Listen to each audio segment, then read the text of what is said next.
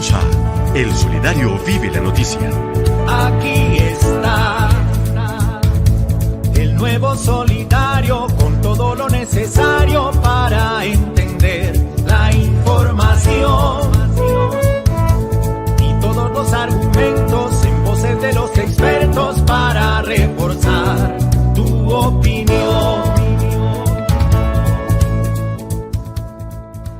Bueno, a las 10:09 ya de la mañana, vamos aquí con nuestra sección de Vive la Noticia, con nuestro programa de Vive la Noticia, donde hoy hablaremos un tema y yo quisiera preguntarle a todos nuestros seguidores que nos escuchan en este momento, ¿conoce usted cuáles son sus derechos laborales? ¿Sí o no? ¿Hay algunas dudas? ¿Qué es lo que está pasando? ¿Qué es lo que debemos saber en cuanto a esas normatividades, a los derechos, a la actualidad? ¿Cómo está la actualidad con los trabajadores? Si de pronto usted tiene algunas dudas, no los conoce, yo ya tengo, aquí ya tenemos un invitado que nos va a aclarar muchísimas dudas, muchísimos vacíos sobre estos temas muy importantes que debemos saber. Nuestro invitado del día de hoy se trata de Winston Petro Barrios. ¿Quién es él? Él es de la dirección del Departamento de Relaciones Laborales. Entonces vamos a mirar en este momento si ya tenemos comunicación con nuestro invitado, Winston Petro Barrios. Doctor Winston, tenga usted muy buenos días y de antemano agradecerle que nos esté acompañando el día de hoy en nuestro programa El Solidario. Buenos días. Tengo el gusto de hacer parte de su programa sabatino. Me da honra y tengo mucha satisfacción. Bueno, compañero Winston, es un placer para nosotros y de verdad, muchas gracias por aceptar la invitación y también nos agrada ya que su salud haya estado mejorando. Sabemos que no ha sido fácil, pero bueno, ya nos alegra que usted esté con esa mejoría en la salud. Como lo decía Paulita, pues él hace parte de los ejecutivos de nuestra Central Unitaria de Trabajadores CUT en la dirección del Departamento de Relaciones Laborales y precisamente en el día de hoy pues vamos a abordar algunos temas, algunas inquietudes sobre el tema que hoy está pues lógicamente digamos en boga a raíz también de la presentación de algunos de los proyectos de el presidente de la República, Gustavo Petro, y aquí en este caso, pues específicamente la ministra del Trabajo, la compañera que fue expresidente de FECODE, Gloria Inés Ramírez, con ese tema de la reforma laboral. Bueno, también está la reforma pensional y la reforma a la salud, pero hoy nos vamos a referir al tema de las relaciones laborales. Por eso, compañero Petro, quisiéramos que nos hiciera un pequeño contexto sobre cuáles son esas prestaciones sociales a que tienen derecho los trabajadores colombianos, incluido ahí los maestros. Hay que tener en cuenta que los trabajadores en Colombia se dividen de acuerdo a su oficio. En consecuencia, los maestros de Colombia tienen un régimen prestacional diferente al resto de trabajadores. Es así como, en general, los trabajadores colombianos tienen cesantías que han sido modificadas en su liquidación por mandato de la Ley 50, uno de los graves atentados contra los trabajadores en Colombia fue a través de esta Ley 50 que ha sido fatal para la economía de los trabajadores colombianos. Siendo así, el aspecto de las cesantías muy importante, tenemos en cuenta que los maestros de Colombia tienen un régimen que liquida las cesantías diferentes a los trabajadores comunes y corrientes, que la liquidación de las cesantías antes de la ley 50 era contando los días trabajados y se sometían a una liquidación relativamente favorable a los trabajadores. Si se entiende el problema de la ley 50, encontramos que la liquidación de cesantías anual, o sea que pierden el periodo que estaban trabajando, que estuvieran trabajando, y las prestaciones restantes están consignadas en el Código Sustantivo del Trabajo. Tienen en cuenta la normativa anterior a la ley 50. De manera general, los trabajadores en Colombia siguen gozando de la liquidación de cesantías, tal como se propuso la ley 50 en su modificación histórica. La otra prestación que tienen es si de acuerdo con la convención que se firma, tiene adquiridos los pagos de antigüedad que comúnmente se denominan quinquenios.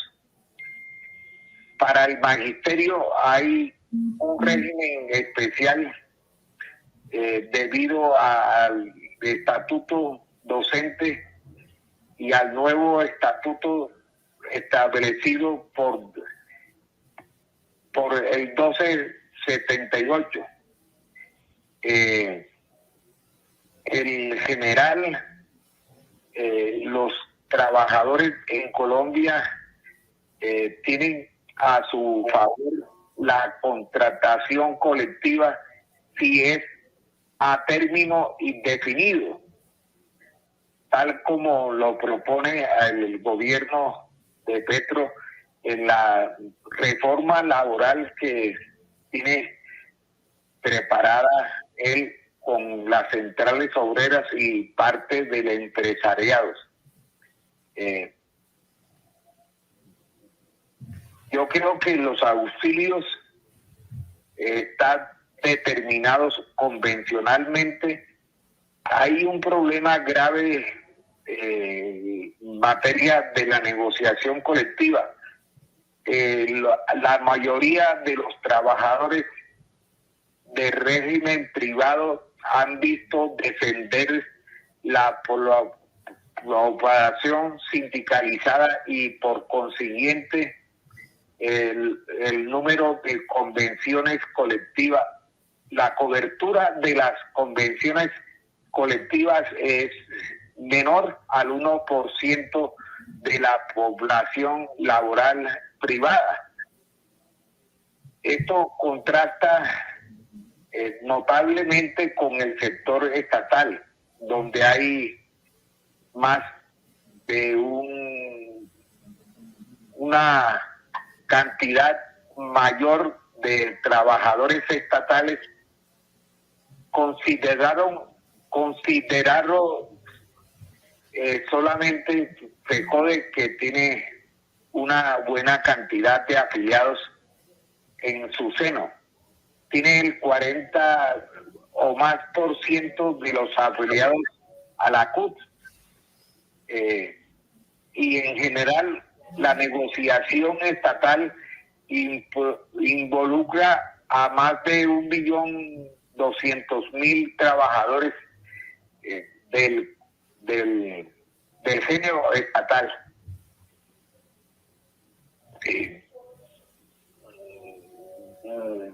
Bueno, entonces esta información que nos trae en el día de hoy frente a esta inquietud sobre las prestaciones sociales de los trabajadores colombianos y lógicamente o digamos el régimen especial que se tiene desde el magisterio colombiano, pues donde pues también hay algunas diferencias, pero en lo general pues hay muchas coincidencias y nos habla también sobre la ley 150 que tiene que ver precisamente con todos estos temas que se están discutiendo a propósito de la reforma laboral en nuestro país. Compañero Winston, de acuerdo a la proyección de esa reforma laboral que se tiene hoy en el Congreso de la República, ¿qué podemos decir con respecto a las horas de trabajo, a las horas nocturnas, a las condiciones de las horas extras, que esto es muy importante para los trabajadores colombianos? Se propone la reforma laboral, cercenar la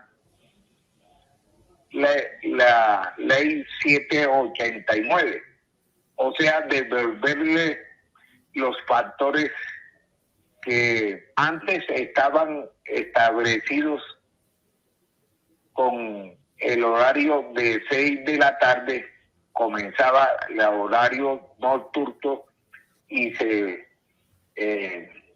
acaba definitivamente con el pago restringido a los dominicanos y festivos. De acuerdo con la ministra de Trabajo y el viceministro de Trabajo, el gobierno pretende a través de la reforma laboral devolverle el horario y sus pagos definitivamente a como se pagaban antes de las 789. Esto es una ventaja relativa, pero porque los trabajadores estaban viendo cómo se mermaba su salario nocturno y los dominicanos se empiezan a pagar 100% como estaba establecido antes de la mencionada ley.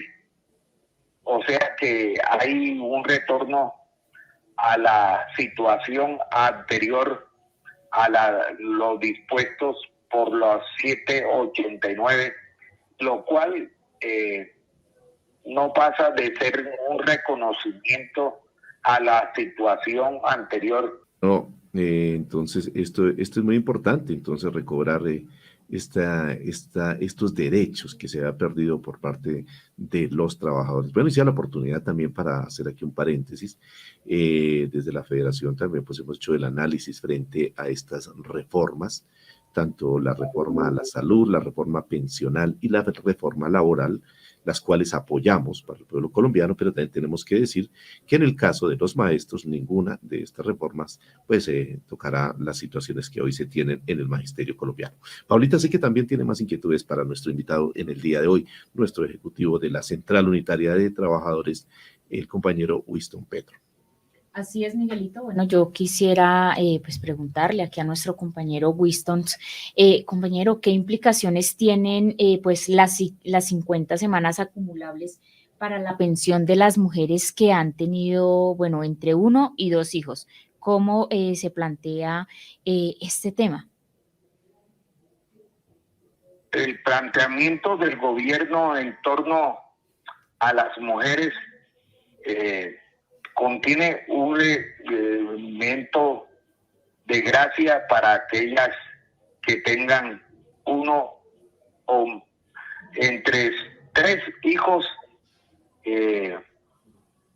para que les sean admitidas un tiempo más, le compunden un tiempo más en la pensión.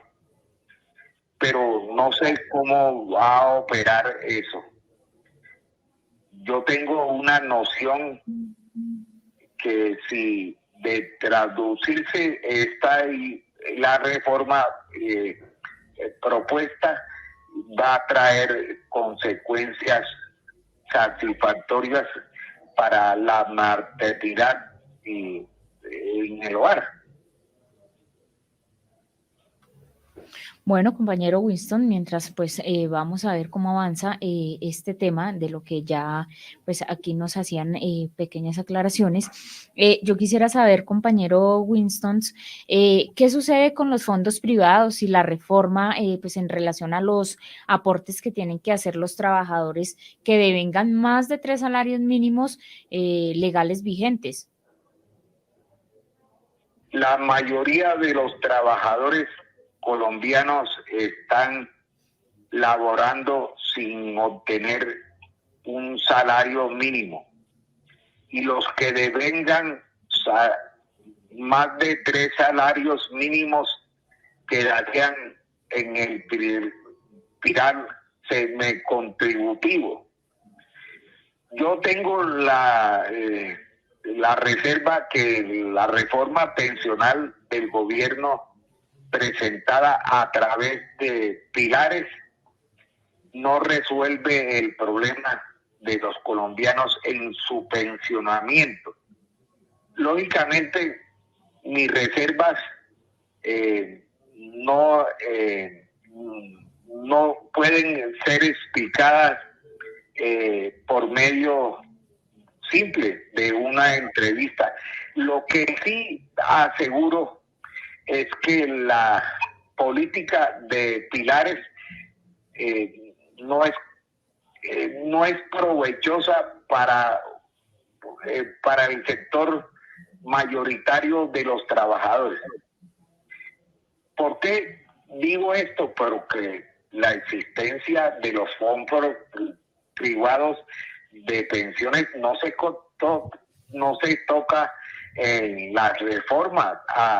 Hasta cierto punto le favorece a la existencia de pilares, con lo cual se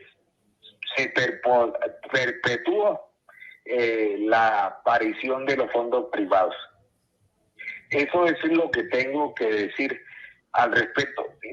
Otra cosa que tengo que anotar es que los fondos privados, la reforma pensional como la reforma laboral, tienen el visto bueno del Fondo Monetario Internacional y de la OCDE y de la banca transnacional.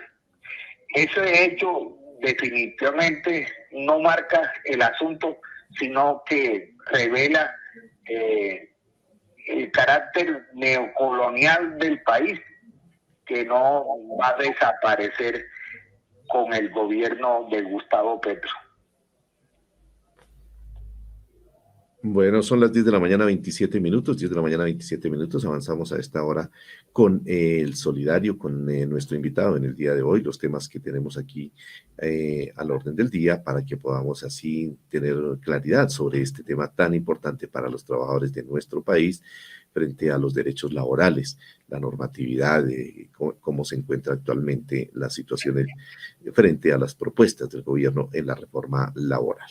Y bueno, vamos entonces también a preguntarle, pero antes, bueno, aquí vamos ya coordinando, entonces, frente a las cesantías, que es un tema muy reiterado, que en el magisterio colombiano y en los trabajadores, pues hoy se tiene y que se pregunta mucho. Nosotros tenemos un magisterio, un fondo de prestaciones del magisterio, donde las cesantías que se pagan parciales destinadas a la vivienda, destinadas a la educación, pues desafortunadamente sufren demoras, porque pues tenemos una ley 1071, y ahí supuestamente se deberían pagar dentro de los 3 meses siguientes a la solicitud, cosa que desafortunadamente no sucede.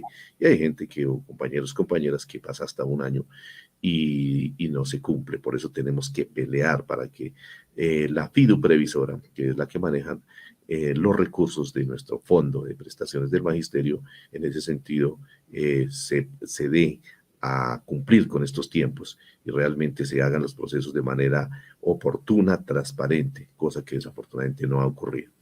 Esto, como también quisiéramos preguntarle pues a Winston, nos nos dé ese preámbulo de cómo es que se liquidan las cesantías a un trabajador en nuestro país.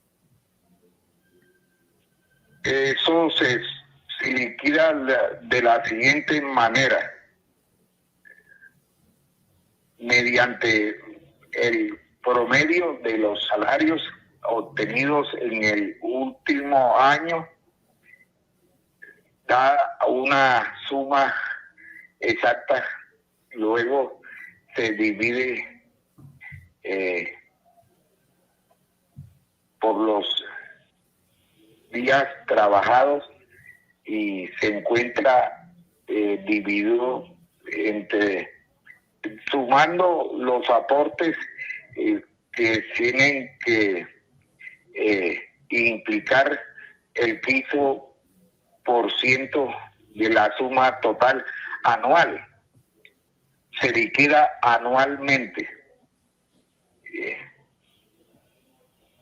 Mirando el promedio de los salarios, se tiene que incluir el 15% de más, y se tienen que pagar a la administradora del fondo de cesantías una suma determinada.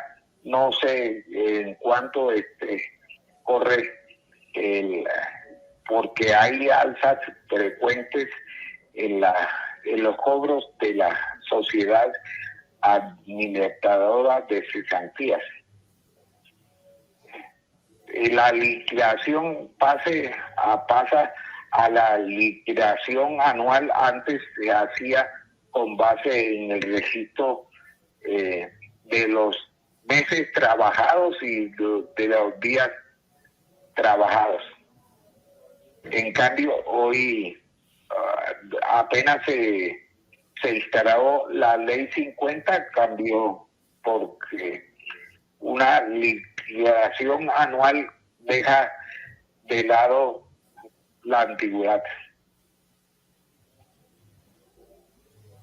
Bueno, entonces aquí estamos con nuestro invitado en el día de hoy, cuando son las 10 de la mañana, 31 minutos, Winston Petro, que estamos analizando el tema relacionado con las condiciones laborales de los trabajadores, la propuesta de la reforma laboral, y él hace parte de la Central Unitaria de Trabajadores, la máxima central de nuestro país, que también aprovecho para decir que en este momento se encuentra con otras centrales y federaciones y confederaciones en el proceso de negociación del pliego de peticiones que se pasó. Desafortunadamente, pues no se ha podido iniciar esta negociación.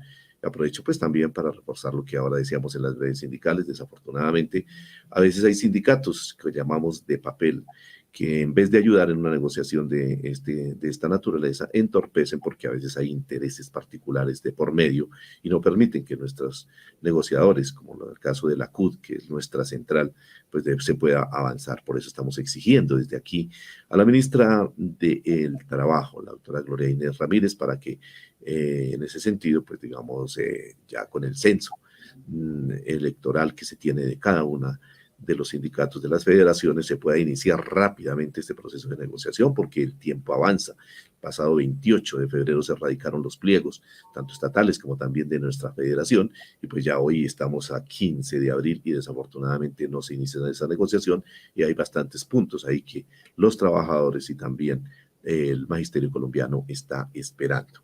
Entonces, esta información aquí muy importante a esta hora de la mañana, y discúlpeme, compañero Winston, también aprovecho para otra información que está pendiente y que los maestros también pues a esta hora nos escuchan, y hace referencia a lo del concurso de ingreso para los docentes y directivos docentes.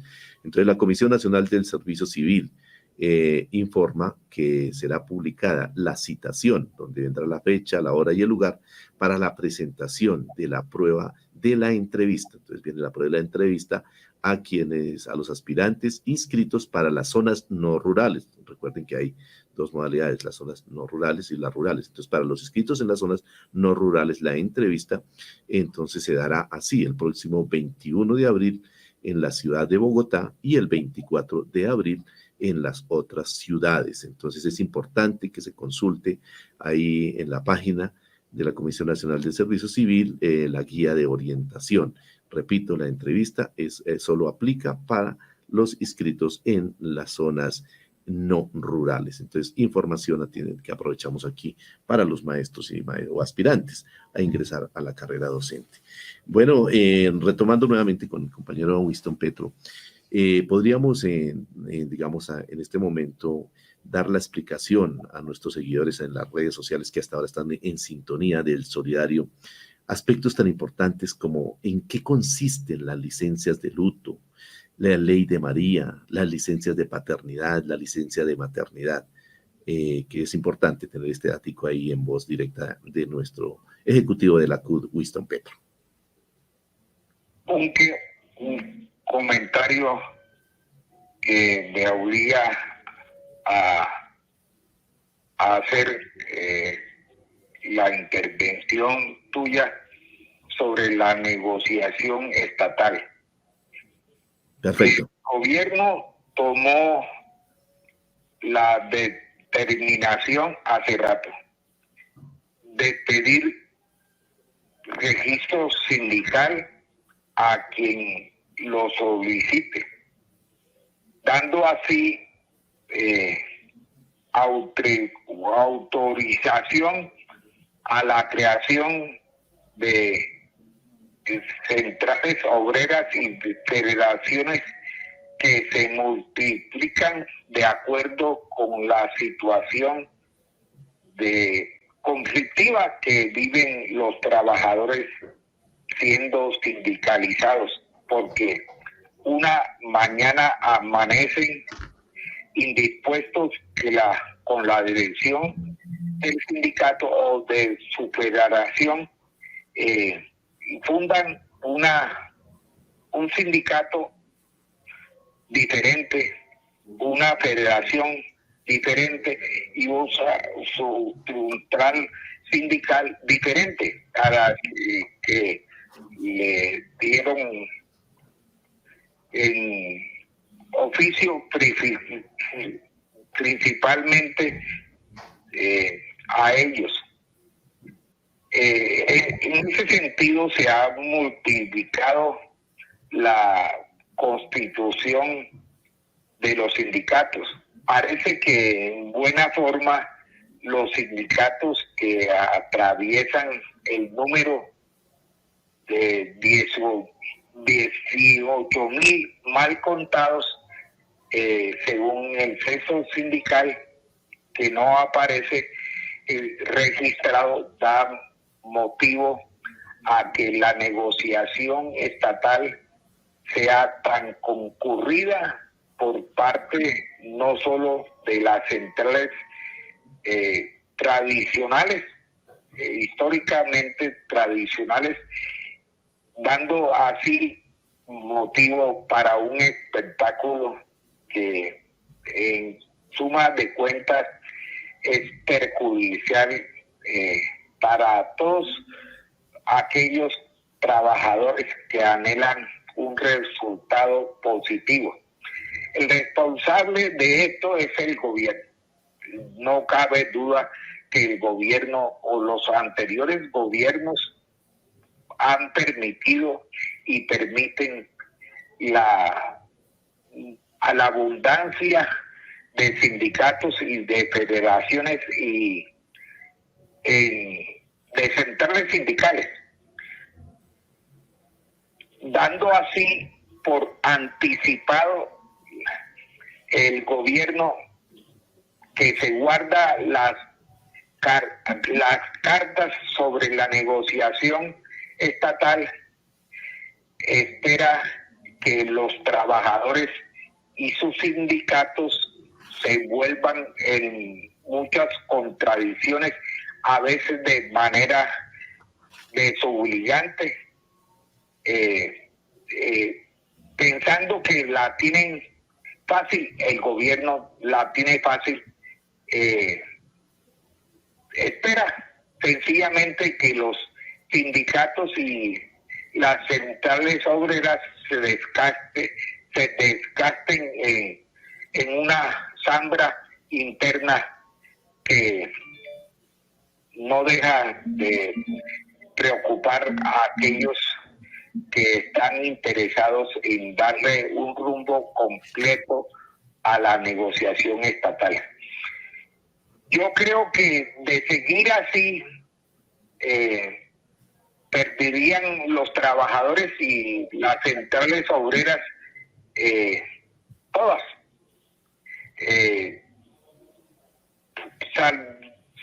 Salían derrotadas en una negociación, porque aquello que produce mayor importancia, como lo es la ampliación de las plantas, el salario de los trabajadores estatales, el incumplimiento de los acuerdos, y otras reivindicaciones como la carrera administrativa y sus retoques normativos, estarían en segundo lugar, dejando así la cesación de la negociación. Puede ser tildada una negociación como fruto de la desesperación de algunos sectores sindicales que no piensan, incluidas las sectores sindicales tradicionales. No le podemos achacar la responsabilidad a unas centrales, así sean desordenadas y no tengan mayor criterio. La responsabilidad está en el gobierno y en las centrales sindicales, que no se ponen de acuerdo por lo menos para discutir los temas, los 4 temas importantes de la negociación, entre ellos el salario, que tiene como elemento fundamental la carestía que no se presenta en el país hace 21 años. La inflación es un flagelo y un castigo para todos los trabajadores, independientemente del rango salarial y de la ocupación que la vida laboral les traiga consigo. Es la carestía más horrible y más rotunda, provocada por el entorno internacional y agravada por la política del gobierno de Petro, que ha tenido en el alza de combustibles un elemento que encarece la vida de los colombianos. Yo digo eso, ojalá se mejore la situación de la negociación misma, nos permita negociar sosegadamente los puntos que mencioné como los principales puntos de la cuestión entre el gobierno y las centrales obreras. Compañero. Ojalá a partir del martes se aclare, como ya se aclaró el martes pasado, donde hubo una suspensión de la sesión del jueves, y esperando que el martes se reinicie la negociación. Eso es muy importante, disculpe, aquí le interfiero. Lo que usted acaba de decir, ojalá de verdad se pongan de acuerdo allí y el ministerio intervenga, el Ministerio del Trabajo, para que se puedan dar rápidamente estas negociaciones. Pero quisiera preguntarle, de la CUT, ¿cuántos compañeros están en esa mesa de negociación estatal? ¿Y cuál es la dinámica que han propuesto para poder desarrollar esta negociación? ¿Qué días a la semana se reúnen? ¿Si ya está definido el número de negociadores o ese problema persiste? Hay luz verde en cuanto a los negociadores en general. Hay un acuerdo, la CUT llegó a la mesa 6 compañeros a parte de los que participan en las mesas determinadas singulares, que suman, creo que 13 comisiones para resolver el asunto. Me refiero a que la mesa central estamos presentes 7 o 6 compañeros, y igualmente las centrales definen con un promedio de 2 representantes como negociadores en la mesa central, que se encarga de definir el rumbo de la negociación. Y puede ser otras personas en cuyo número no estoy seguro, que participan en las 13 mesas sectoriales. ¿Y cuántos puntos tiene el pliego de petición?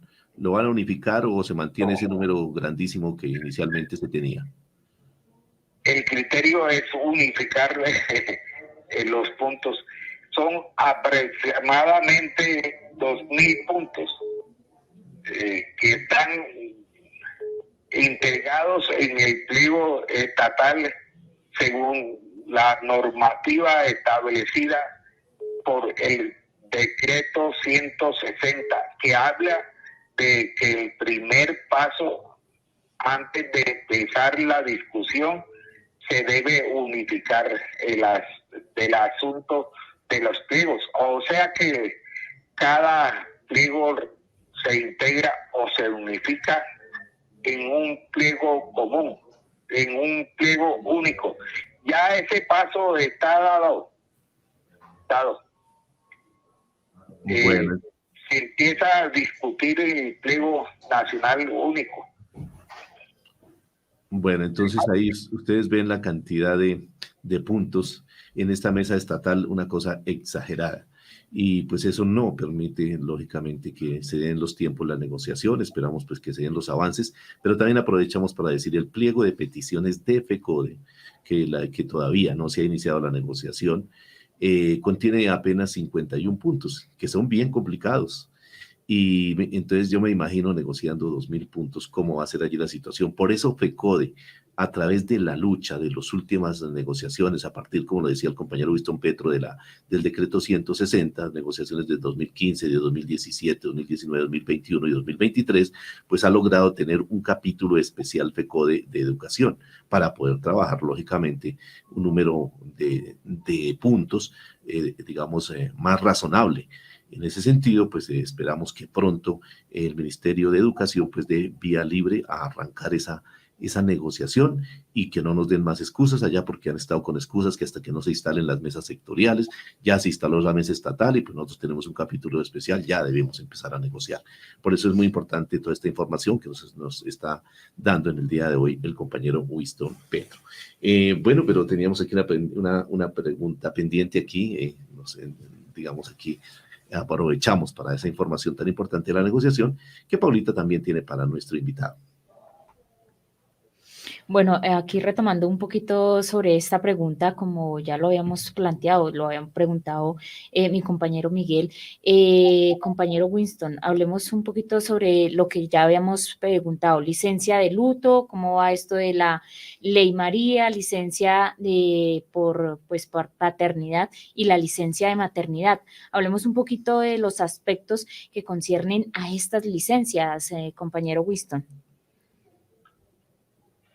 Las licencias por paternidad, el Día de la Familia y el Día de la Paternidad son cosas, la Ley María igualmente tienen el trato especial, alargando el periodo de la maternidad. Está por verse si se amplía el periodo de maternidad que beneficia a las mujeres, dándole a gestación de la vida mayores garantías. No sé cuánto es la mejoría en el tiempo de las mujeres del periodo de embarazo.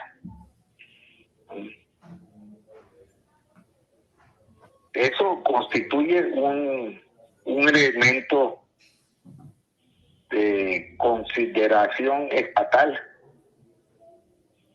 y de gracia para las mujeres, y no solamente para las mujeres, sino para la familia en general. Bueno, ahí teníamos el compañero Winston haciéndonos algunas aclaraciones en cuanto a estas licencias. Tenemos más preguntas, Miguelito, para nuestro compañero.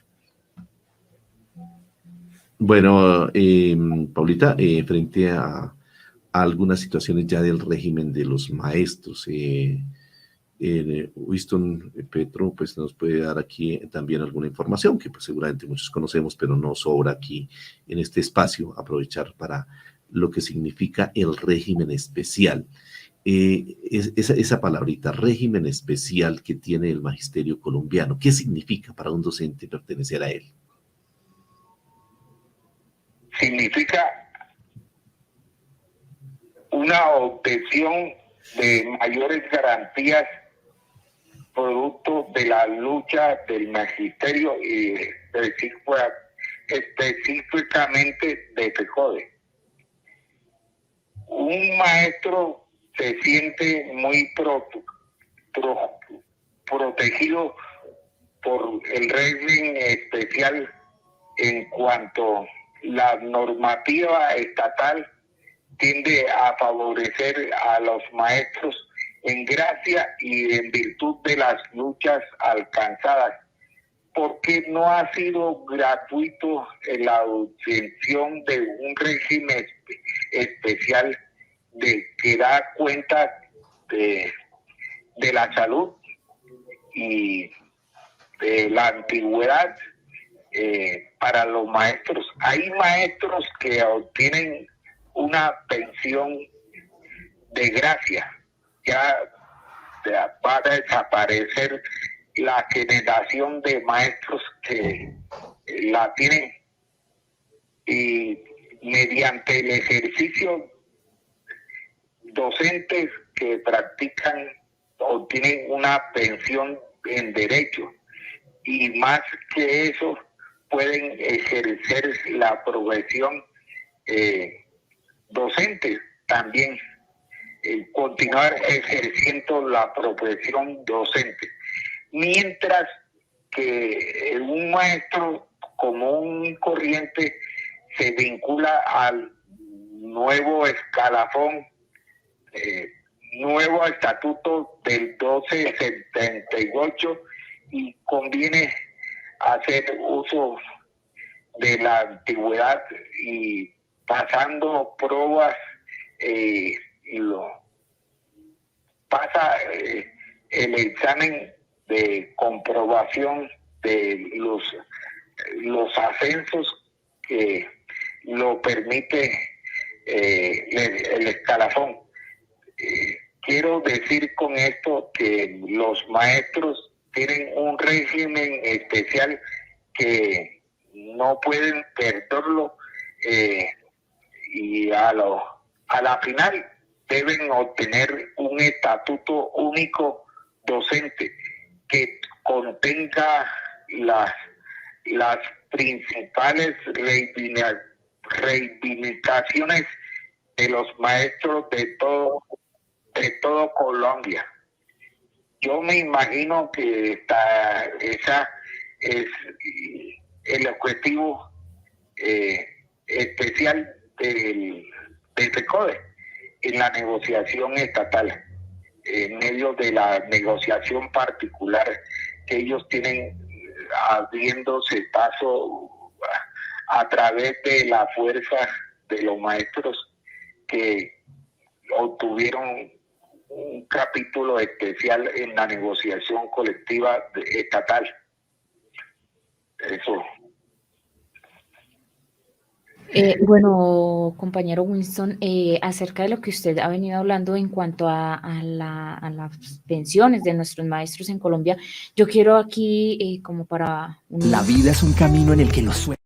para complementarlo, yo quisiera preguntarle, Miguelito, bueno, me quedan esas dudas y yo sé que muchos estamos aquí pendientes. Miguelito, ¿cómo se pensiona un maestro en Colombia? ¿Con qué condiciones se pensiona un maestro en Colombia según ya lo que nos decía nuestro compañero Winston, con el estatuto 2277 y con el 1278? ¿Cuáles son las condiciones de cada uno de los estatutos para pensionarse un maestro en un país como el nuestro? Bueno, sí. Frente a esa pregunta, aquí complementando de pronto esta parte de lo que es el régimen especial del magisterio colombiano, pues desde la federación también, como bien lo decía Winston, seguimos defendiendo el régimen especial, que eso tiene muchas ventajas con respecto a otros trabajadores y que ha sido conquistado por los maestros y las maestras en las movilizaciones, en las calles. Es un primer elemento. Segundo, con la negociación que se viene, pues seguramente vamos a tener que respaldarla también con la movilización. Históricamente, los pliegos de peticiones, las negociaciones han sido respaldadas con la movilización. Vamos a ver con este nuevo gobierno que vamos a elegir cómo nos va y esperamos pues que se den buenos resultados porque pues no es fácil la situación económica del país, pero tampoco podemos renunciar a nuestros derechos, a nuestra responsabilidad que como representantes de los maestros tenemos. Y antes de contestar tu pregunta, Paulita, Winston hacía referencia a la pensión de gracia. Sí, en el magisterio colombiano ya, como él bien lo decía, pues ya prácticamente los maestros que tienen derecho a esta, pues son un porcentaje muy mínimo por el paso del tiempo. Porque para poder tener derecho a la pensión de gracia, pues existen normas que establecen sobre todo un requisito y es haber trabajado antes del 31 de diciembre del año 1980. Así hubiese sido una semana, unos días, un reemplazo, una licencia. Eso pues lógicamente daría esa garantía para poder pelear esa pensión de gracia. El resto pues es muy complicado y por esa razón en el pliego de peticiones que radicamos el pasado 28 de febrero desde FECODE en el capítulo 3 que tiene que ver precisamente con las prestaciones sociales en el numeral 6, estamos peleando el reconocimiento y pago de una prima de medio año equivalente a una mesada pensional para los educadores pensionados que no tenemos la pensión de gracia. Ahí hay un fallo del Consejo de Estado que no lo han dado a conocer, seguramente porque es favorable al magisterio, que vamos a exigirlo en esta negociación para ver si logramos compensar esa situación de esa prima de mitad de año. Y ya frente a la pregunta rápidamente, porque el tiempo avanza, ofreciendo disculpas aquí por esta interrupción a nuestro invitado, pero ya tenemos ya algunas preguntitas finales para él. ¿Cómo se pensiona un maestro en Colombia según el Estatuto 2277 y el 1278? Lo que me pregunta, ¿sí? Primero, los compañeros del 2277, que fuimos nombrados lógicamente antes de la expedición de la ley 802, estoy hablando antes del 2002, nos pensionamos con dos requisitos fundamentales, que son cumplir 55 años de edad y tener y tener 20 años de servicio. 55 de edad, hombres y mujeres, y 20 años de servicio. Ese es el requisito, además de que tiene la garantía de tener la compatibilidad entre salario y pensión, es decir, se pueden estar devengando después de pensionarse las dos monumentos. Y los compañeros del 1278 tienen un régimen pensional diferente, desfavorable, decir que ese régimen 1278 fue impuesto, no fue negociado con la federación, pues se pensionan con 1.300 semanas, que esto equivale aproximadamente a 26 años, y se pensionan de igual manera con 57 años de edad y bajo la ley 100. Esto es una desventaja ya que desafortunadamente pues tienen los compañeros del 1278. Por eso hay que mirar desde la federación cómo podemos en ese sentido trabajar en tema pensional. No se puede en este tema del Plan Nacional de Desarrollo, pues en la pliego de peticiones más complicado todavía, pero sí hay que trabajar en eso porque un compañero del 1278 hoy pues se está pensionando con ese promedio de los últimos 10 años con un salario que escasamente equivale a casi un salario mínimo. Entonces es una desventaja muy grande. Pero bueno, esa era la respuesta y yo sé que tiene más preguntas para finales ya para nuestro invitado Winston Petro a esta hora de la mañana.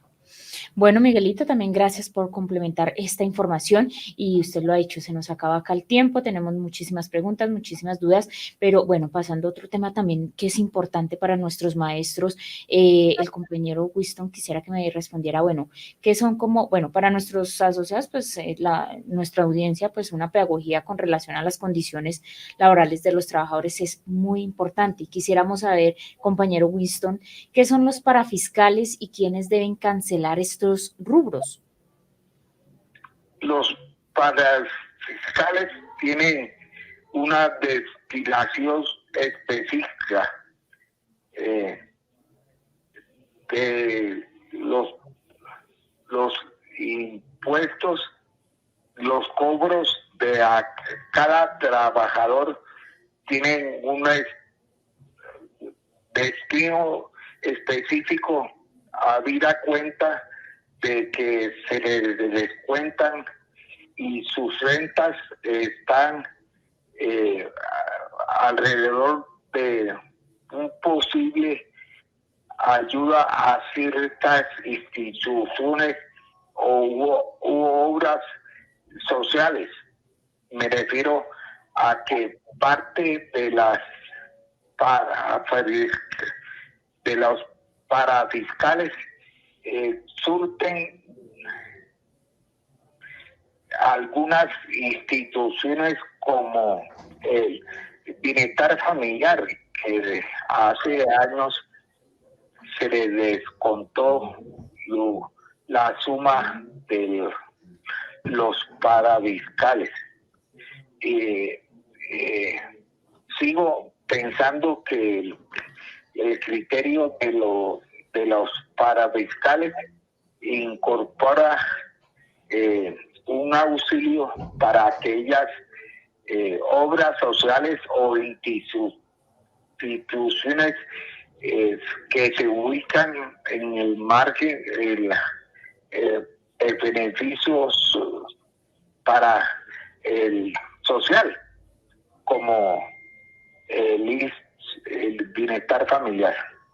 Es Winston Petro, nuestro invitado en el día de hoy. Desafortunadamente, pues el tiempo se nos acaba. Queremos agradecer aquí por la información que nos ha traído en el día de hoy. También entender, pues, la situación, como lo decía al comienzo, pues vemos con alegría ya la recuperación que usted ha tenido en su salud y, bueno, estas intervenciones que nos ha dado, pues, seguramente a nuestros invitados, nuestros seguidores en las redes sociales es muy importante. Así que muchísimas gracias, compañero Winston Petro, por la información que nos ha traído hoy directamente desde la Central Unitaria de Trabajadores y siga pronto en esa recuperación de salud.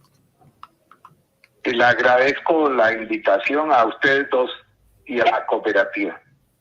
Bueno, muchas gracias, compañero Winston.